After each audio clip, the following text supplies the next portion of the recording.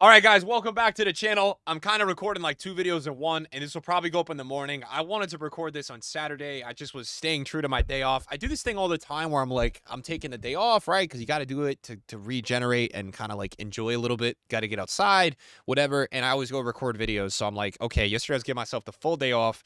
But it wasn't easy. It wasn't easy because of what I watched. So this video today is specifically going to be about Barcelona. I want to talk a little bit about this team because over the years, Barcelona has just suffered a lot of pain. Let's put it how it is. I mean, the club as is still not in a great situation, but I just wanted to kind of, first of all, not give my apologies, but just say I'm feeling so impressed and lucky to watch this team at the same time. Going into this season, I was Real Madrid all in. Like, I don't see a way, right? And look, we're at an early point. Let's call it how it is. Okay? We've seen how many league matches? 4 in La Liga. And international break is still right around the corner, right? International break, look, they always put one right in the beginning of the season. Teams lose their form, teams get injuries. So knock on wood if you're a Barca fan. I'm knocking for you because you guys look insane.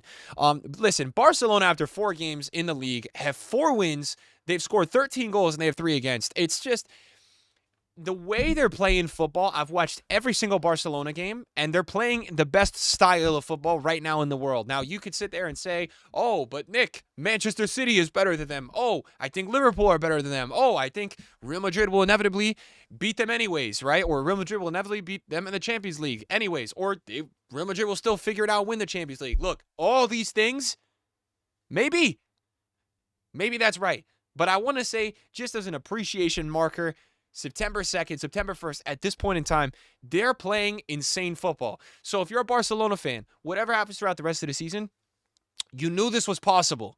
And that's what I want you to understand. And like, this style of football, we don't see a lot of teams play this way. They look so fluid out there.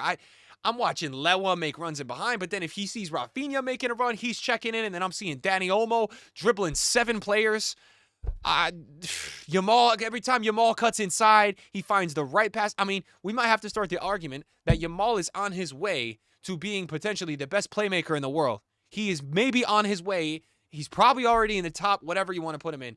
The way this guy sees the pitch, I can't believe it. So this is going to be an all-in discussion video about the state of Barcelona because they are smashing it in the league. Atletico Madrid have already dropped 2 games for a draw. Real Madrid are playing. I'm recording this actually at halftime of the Real Madrid match. Even at best, if Madrid wins tonight, they have 8 points. Barca is 4 points clear already in the league with only 4 games played. It's a mixture of a couple of things, right? But the number one thing I'm actually impressed with is Kubarsi. For me, the vision this guy has as center back. Look, I think Araujo is one of the most premier defenders in the world, and they're doing this without him. They do not have him right now. So let's take a look because they're going to be playing against Girona. This is a Champions League team. This is not going to be an easy one. They're going to be away at Girona. This is a must-watch TV after the break. This is going to be September 15th in 2 weeks.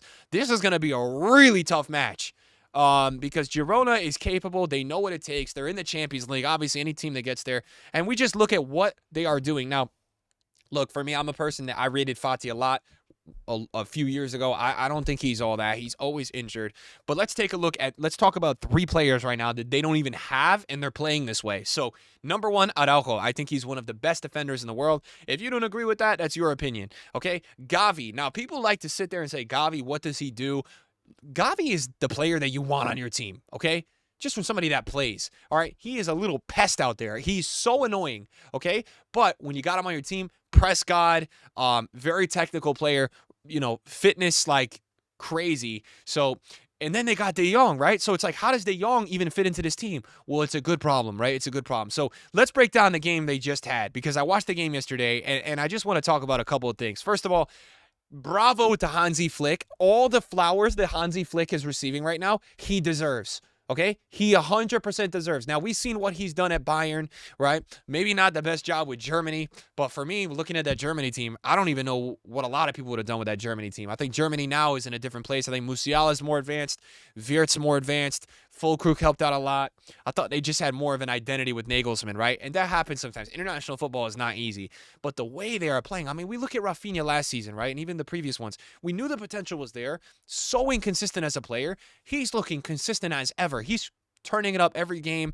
And they're doing this thing right now where, like, Rafinha, now Danny Olmo is going to go in at the 10. He's going to play there because he deserves it. And he's absolutely insane, right? All these people that were hating on that signing, why? They don't need him. They don't need him. Bro, his creativity, what people don't understand right now with this Barca team is the way that Rafinha, Olmo, and Yamal are letting Lewandowski just get open by what they produce, what they create, the threat they possess. I think this team is genuinely, if those three can continue their play, and you have a guy in Pedri right there all game working his tail off, we get Gavi back, you get De Jong back, you got that extra midfield layer. I think Casado has been fine. Oh my God, man. This team is scary. And like, I've genuinely underrated this team because, Lewandowski I thought was overhated. For what reason? Still 20 goals last season, right? I mean, the guy has 4 goals already this season. He's got 8 crossbars, 8 posts. I mean, he's looking deadly as ever. This is a scary team. If they can keep these 3 right here, this is going to be the ultimate key. Danny Olmo, Yamal, and Rafinha. Now, Danny Olmo's a guy that most seasons we see him have an injury, right? Yamal, you got to pray it's not going to turn into a Fati situation, right? But Yamal has done way more than Fati did at that age. So let's not even start with that one. And Rafinha, can he keep up the consistency?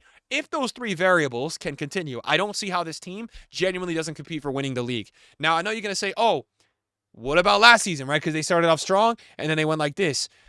My point of watching Barcelona, and I just want to discuss it, they have a clear identity. They had times where they were good with Xavi, right? And you're like, okay, Barca's back. They won 3-2. This team is smoking everybody, bro. They're smoking. I mean, 7-0. This team they just played was a team that was doing a bus against Madrid, and Madrid couldn't break through until pretty much all the way at the end. I mean, I watched the game, and Madrid struggled all the way until the end until they got their subs in. Their starters subbed.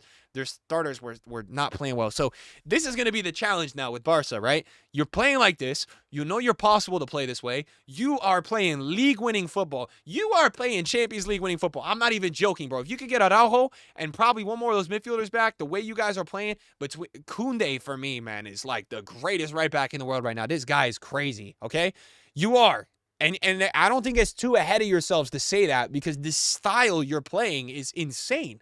I don't know who's going to the team is able to play against any style right now. I've seen them play against the low block, bringing in guys like Danny Olmo and having Yamal with Danny Olmo, the way those guys tiki-taka, it looks like we're watching Spain at the Euro. And Spain at the Euro had no problems against the low block. So the question now is going to be the upcoming schedule. It's not the end of the world. Look, Girona and Getafe are notoriously really ratty park the bus teams. They're just going to be tough to play. Girona play nice, but they're just going to be teams that are going to play defensive against you this time around. You're going to have to go away in the Champions League. You have to play home Sunday. That week. So you got 3 games in 7 days, and it's like, can you stay healthy? Can that energy, because they look so fresh right now, can this continue? Can the creativity mentally continue? Because that's what people don't realize. When you play 3-4 games a week, you got to travel, you got to train. Yo, your creativity, your overall fatigue, it just adds up, man. It does, bro. So that's going to be the question mark with these guys. Can they continue to play this style? But I'm really proud of them. I really am looking forward to watching Barcelona play every game. I can't tell you the last time that was happening. And look, all you Messi fans are going to tell me, oh, it was when Messi was there, and not those last couple seasons Messi was there. I didn't care to watch Barcelona, even with Messi, because they didn't play good. If they did well, it was because Messi just went insane. They weren't a good team, though. So it's been a while, man. I mean, it's 2024. I feel like it's probably been 7 years since I've seen Barcelona look anything like this. Maybe even 8 years. They look like they have an identity. They look like they have a plan. It's awesome to watch. Can they continue?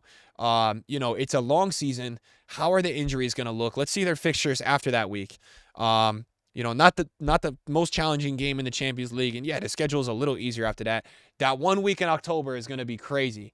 Sevilla, I don't care what they're doing in the league. That's never an easy match. They're going to have to play Bayern and then Madrid, right? And this Clásico is going to be crazy.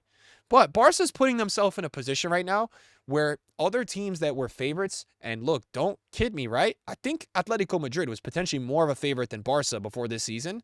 Those 2 teams are dropping points. So if Barca can just put themselves in a position where they just keep winning, it's okay if you go to Real Madrid and you lose. It's like you don't want to, but it's okay.